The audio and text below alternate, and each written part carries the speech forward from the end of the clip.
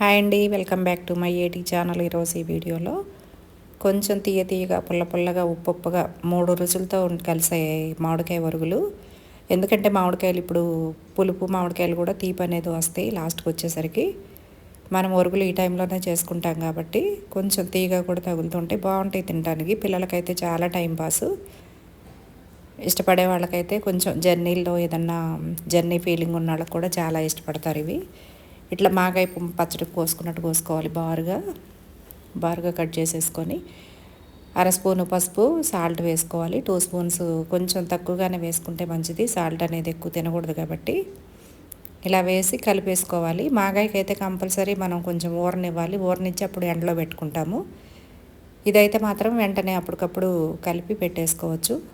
కొంచెం మంచి క్లాత్ చూసుకొని పెట్టుకోవాలండి. క్లాత్కి ఏదైనా డస్ట్ అది ఉన్నా కూడా పచ్చి ముక్కల మీద పెడతాం కాబట్టి ఆ డస్ట్ అంతా అంటుతుంది. మంచిగా నీట్గా ఉన్న క్లాత్ మీద ఇట్లా ఆరబోసుకోవాలి. ఒక 4 days అయితే ఆరాలండి. ఇదండి, నచ్చితే కనుక లైక్ చేసి షేర్ చేసి సబ్స్క్రైబ్ చేయండి.